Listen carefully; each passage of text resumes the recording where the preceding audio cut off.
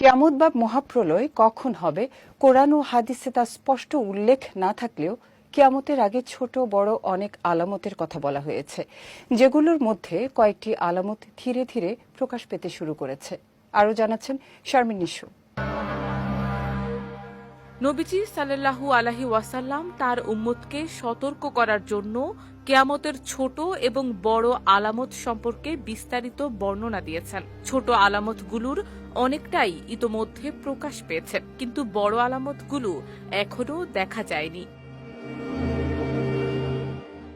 বর্ণনায় ছোট আলামতগুলোর বিষয়ে বলা হয়েছে, ফুরাত নদী থেকে স্বর্ণের পাহাড় উন্মোচন, আরব ভূখণ্ড সবুজ তৃণলতায় পরিণত হওয়া এবং মদ্যপান, ব্যভিচার ও সুদের ব্যাপক বিস্তার পাওয়া।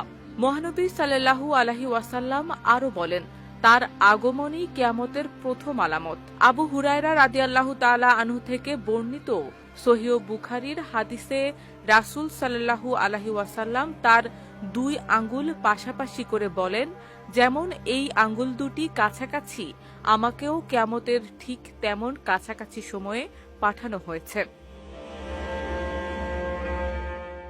আরেকটি বড় আলামতের বর্ণনায় নবীজি সাল্লাল্লাহু আলাইহি ওয়াসাল্লাম বলেন, কিয়ামতের আগে তুমি দেখবে খালি পায়ের বেদুইনরা একে অপরের সঙ্গে প্রতিযোগিতা করবে, কে বড় ইমারত নির্মাণ করতে পারে। এই ভবিষ্যদ্বাণী আজ অনেকটাই বাস্তব, যেখানে ৭০ থেকে ১০০ বছর আগের অর্থনৈতিকভাবে দুর্দশাগ্রস্ত আরবরা একের পর এক বহুতল ভবন নির্মাণ করছে, যার সবথেকে বড় উদাহরণ দুবাইয়ের বুর্জ খলিফা।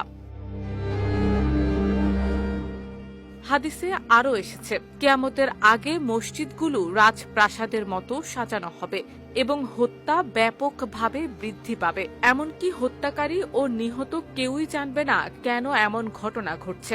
সুদের ব্যাপক বিস্তার কিয়ামতের আলামত হিসেবে বর্ণিত হয়েছে। নবীজি সাল্লাল্লাহু আলাইহি ওয়াসাল্লাম বলেছেন, মানুষ সুদের ধুলা থেকেও রেহাই পাবে না।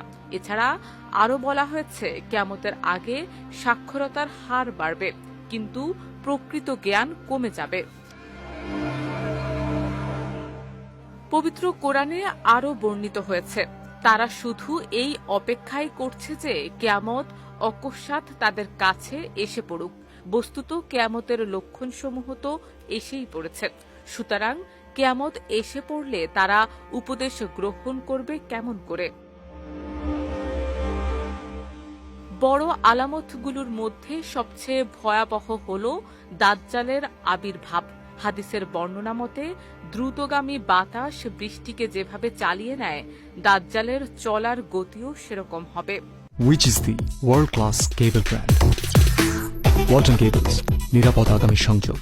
মুসলিম শরীফে হুজাইফা ইবনে আসিদ আল গিফারি রাদিয়াল্লাহু তাআলা আনহু থেকে বর্ণিত হাদিস অনুযায়ী 10টি বড় আলামত দেখা না পর্যন্ত কিয়ামত সংগঠিত হবে না।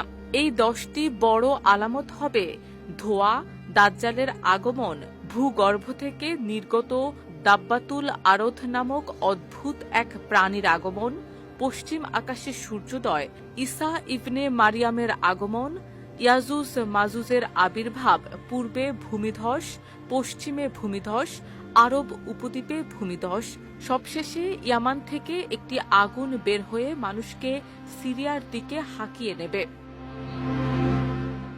শারমিন নিশু, বিজয় টিভি নিউজ ডেস্ক।